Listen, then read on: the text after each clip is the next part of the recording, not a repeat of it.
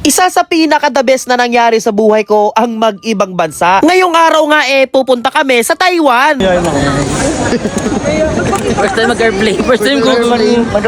Ang nakakatuwa nga dito kasama ko pa ang mga tropa pits ko na sumakay sa eroplano. First time ko lang pala mag-iibang bansa at kasama pa ang mga tropa kaya tuwang-tuwa kami dito.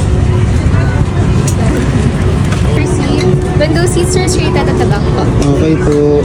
Magana na yung dating pinaplano ko sana ang kasama paglipad ng eroplano. Ay, may pag ganun pa. Lilipad na nga lang, may sound trip pa. Bali, lumipad na nga pala ang aming team papuntang Taiwan. Etong nakikita nyong view sa Manila nga pala to. Grabe no, ang ganda ng Manila. Kaso ako'y nanulula. What a ride! Tamang food trip yung pogi dito. Buti na lang may nag-aalok ng food trip dito sa may airplane kaya ito, umorder ako dito ng cup noodles. Medyo na-weirduhan lang ako sa kutsara na to kasi tingnan mo yung may kutsara nila talagang straight no? Pantay na pantay. Sa sobrang pantay nga niya hindi siya makadakot ng sabaw. What a kutsara man! Pero mas okay pa rin yan kaysa sa wala, diba? Kahit papano ay nakakasandok pa rin naman siya. Meron din ditong banana chocolate tapos may chichirya rin.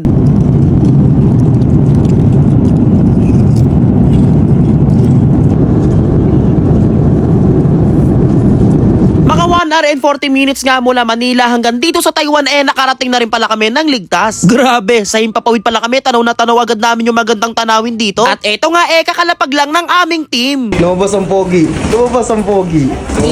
At ngayon nga nasa Taiwan na kami. Ni hao, ni hao. Kasama si Miyong. Paano? Ni hao. Wala sa Thai 3, wala sa Thai 2, nasa Taiwan. Nice joke ha, nice joke. Komedyante talaga si Myung no? Pwede talaga siya maging dancer. Sinundo nga pala kami sa airport ni Kuya RM. Siya nga pala yung magtutur sa amin. Maraming salamat Kuya RM. Ito nga pala yung van na sasakyan namin. Grabe ang ganda, may mga ilaw-ilaw. By the way guys, sa mga gustong makabisita o mamasyal sa Taiwan pero wala kayong alam kung paano ang gagawin o paano makakamura sa inyong pag-travel, dito na kayo sa Kamangyan Taiwan Tour. Legit at okay na okay ang service dito guys. Safe, may wifi sa sasakyan at siguradong hindi kayo mapapagastos na malaki sa pag-travel dito. Kaya mag-message na sa kanyang social media accounts. Si Kamangyan Taiwan Tour na ang bahala sa inyo. At ayun na nga, nandito na kami sa Taiwan at dito ka pala kami tumuloy. Yan si KRM guys. Nagluluto si KRM ng ano. Bossing! Ito adobo man. So yan guys, pinakain kami ni KRM dito pagkarating namin. Adobong nokma. Salamat KRM. Maraming salamat po sa pagkain. Thank you Lord. Ang sarap. Sili. Nakakahiya kasi. Si Miyong ginamamansin Focus. Tabla-tabla kayo ngayon. Tabla-tabla muna. Tabla-tabla muna.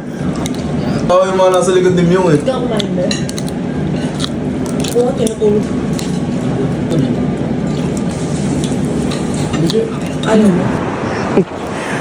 Para kaming nasa Baguio. Grabe, sobrang lamig dito.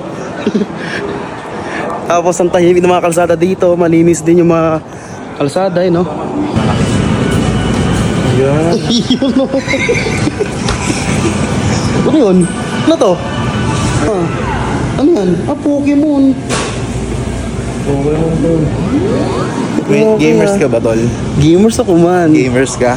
Yes. Sige nga, laruin mo nga yung feelings ko. Ay! Ay! Lahat na lalaruin ko, wag lang yung feelings mo. Quiz. Ayun. Nag-vibe ko. Ay, sorry po. Ba't mo tinatagalog? Tagalog ka, tol. Sorry nga po. Sabi mo, yaw tayo po. Yaw tayo sir. Sabi mo. Yaw tayo sir.